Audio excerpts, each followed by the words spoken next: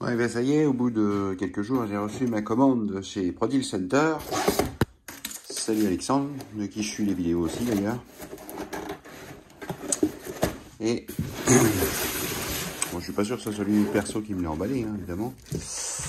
Donc j'ai mes deux vérins pour mon M.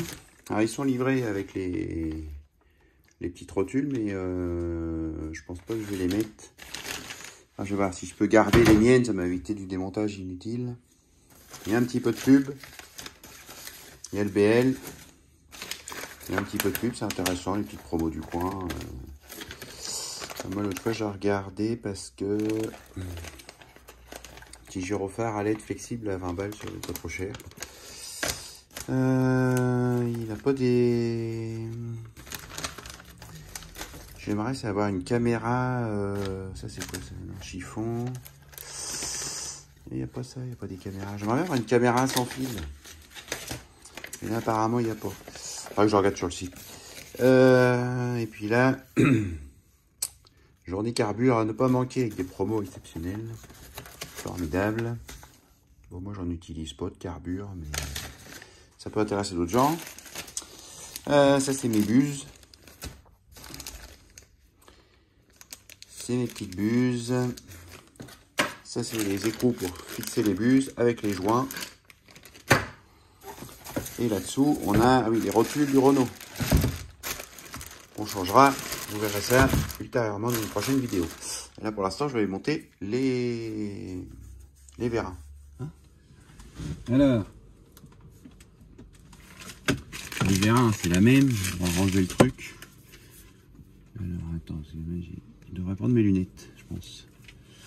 Voilà, on enlève ça, la petite épingle, on pose là gentiment, la petite rotule, on fait pareil de l'autre côté, hop là, là-dedans il y a à l'intérieur ça se clipse, c'est ce qui est une espèce de serre-clips, donc ça se clipse, tu vois.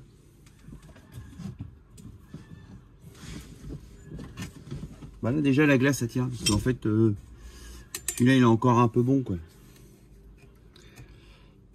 Mais bon, on peut mettre un vieux puis un neuf, hein. On a acheté deux, on va changer les deux. Voilà, là elle va se refermer. Hop.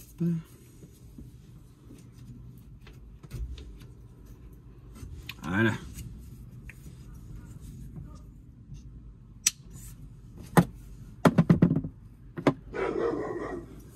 On va le fixer là, je sais pas si c'est mieux en haut ou en bas en premier. Mais... on va faire l'envers de tout à l'heure, ça va changer.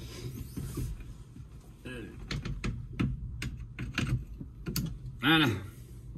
Clic. La petite épingle.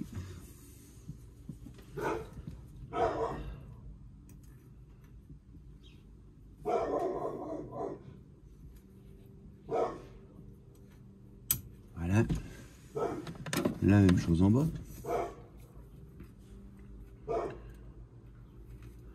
Bon, c'est peut-être un peu plus compliqué que ça. Mais ça le fait quoi. Puis ça tient. Parce que là du coup, mettons avec ce système là, t'as juste à faire ça quoi. Hop.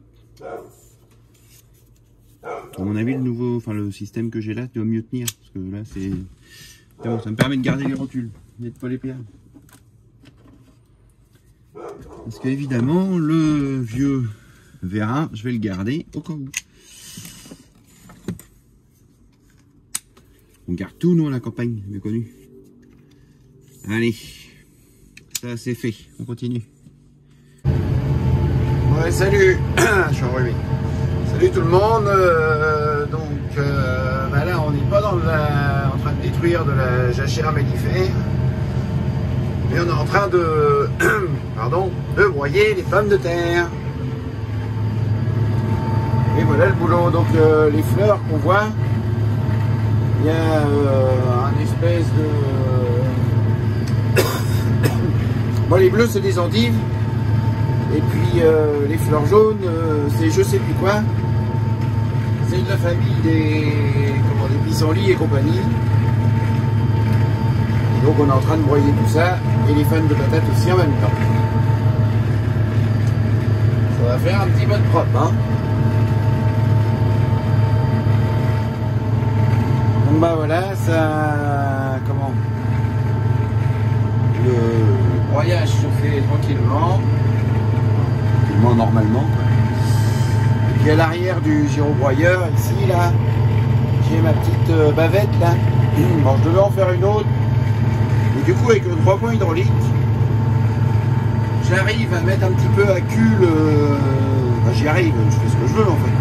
Je mets un petit peu à cul le gyrobroyeur. Il est plus relevé de l'avant que de l'arrière. Et du coup, là, je le rallonge même encore un petit peu. Et du coup, j'ai ma petite bavette là qui referme un petit peu, ma petite bavette en tôle qui referme un petit peu les buts, qui frotte un peu dessus. Et ça referme un petit peu les buts. Bon, alors là, c'était précédent, c'était des endives. Et c'est pour ça qu'on est emmerdé comme ça avec de la repousse d'endives. Parce que les endives, dès que tu as un petit bout de racine, un petit bout de machin, et ben ça fait des endives. Un truc de malade. Bon, il y aura des patates quand même. Mais bon voilà, c'est un petit peu la misère. Bon, l'arracheuse Grimm, elle trie bien tout ça, les débris végétaux, tout ça. Bon, d'ici qu'on arrache, ça va avoir un petit peu séché, fané, etc. Donc ça devrait le faire. Enfin, ça va le faire. Mais la Grimm, elle trie bien tout ça. On va baisser un petit peu le tapis faneur derrière et puis le mettre un peu plus à plat. Et puis elle enlèvera tout ça. Il n'y aura pas de souci. Parce qu'en fait c'est que des petits bouts de racines, donc ça ne fera pas comme les patates. Je veux dire, s'il y a de temps en temps un petit bout de racine, c'est pas grave. Ça ne sera pas bien compliqué à enlever. Là regarde, j'ai un pied de topinambour, hein. Il est archi grand le truc. Mais il y a de la cam, hein, parce qu'on se rend pas compte.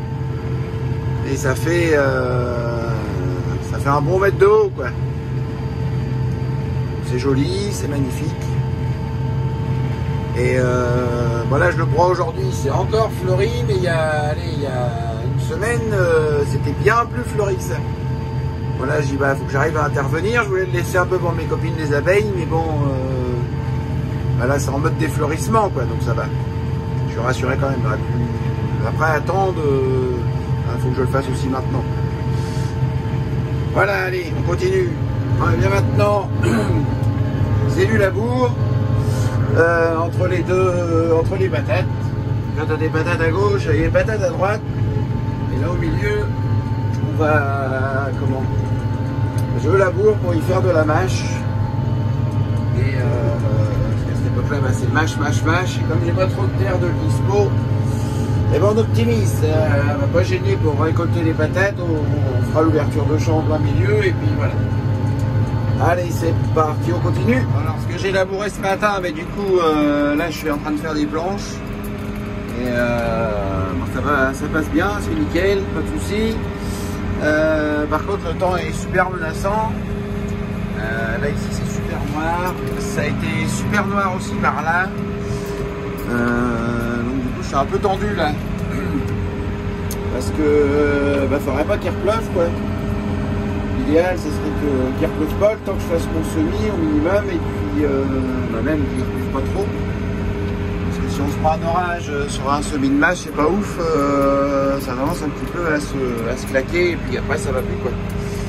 Voilà. Donc, évidemment, je fais ça avec mon fidèle GPS. Évidemment, et puis voilà, mais sinon ça blanchit bien, tout c'est nickel. Puisque là c'est ce qu'on a fauché ce matin là on est samedi et ce qu'on a fauché ce matin, mais du coup ça ressèche bien, les queues d'oignons qui ont été coupées elles ressèchent bien, les fans de pommes de terre aussi, elles cicatrisent au vent et au soleil, c'est bien, c'est ce que je veux toujours. Et puis également la saleté qui est fauchée chez les oignons va crever, elle va sécher sur le sol et ça c'est bien aussi. Voilà. Il n'y a pas que des mauvaises choses dans la vie, hein. Il y en a aussi des bien des fois. Allez, on continue. C'est parti.